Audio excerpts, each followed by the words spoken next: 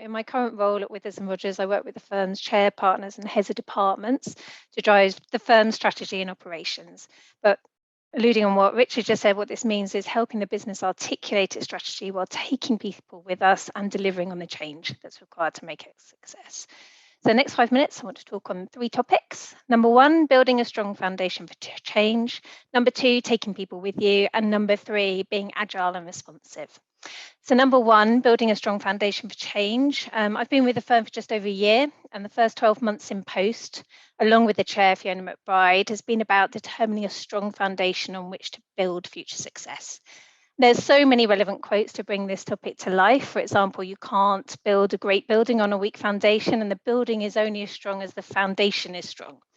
For example, what was critical to our journey was taking the time out to engage with everyone in the firm, to understand what is important to our people at every stage of their career, in different roles and in different sectors and locations.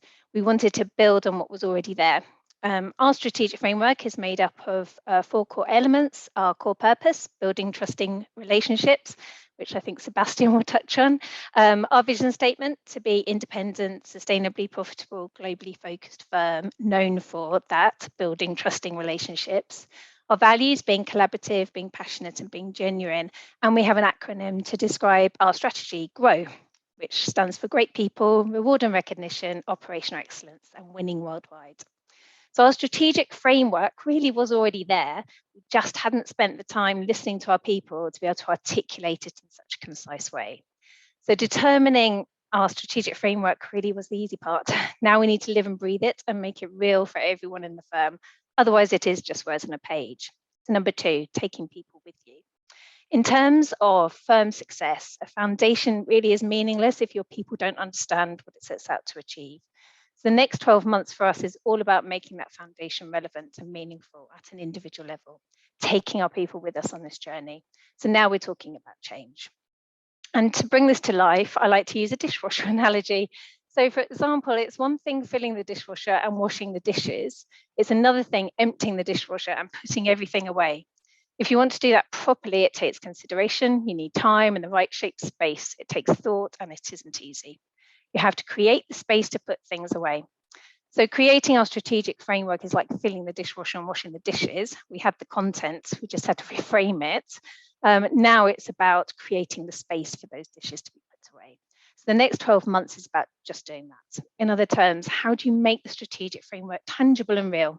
What needs to change to make space for our new approach? So we're tackling this a number of ways. We're looking at KPIs and metrics, which again, Richard picked up on earlier, because what you measure drives behaviours. We're being true to our purpose, what we do and won't do. That will keep us grounded. Our change must not undermine building trusting relationships. Therefore, all of our decisions need to be grounded by this.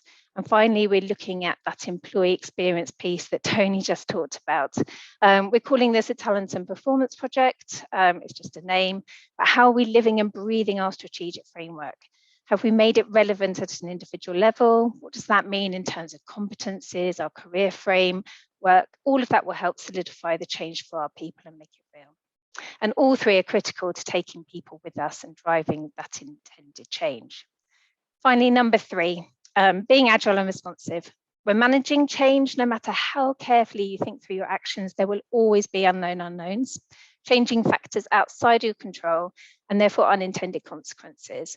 And I just wanted to spend a few moments recognizing the importance of being agile and responsive. A good quote to bring this to life is Simon Sinek's: hearing is listening to what is said, listening is hearing to what isn't said. And in a professional service firm, I think it's so critical to listen. So take regular temperature checks is my recommendation. Is the intended change having the desired impact? Is it creating the desired results? It's not a weakness to admit that something isn't working as it should. It's a strength to recognize it and take action. For example, we'll be using pulse surveys to test that progress we're making, listen to our people and adapt our approach accordingly. So 3 key takeaways.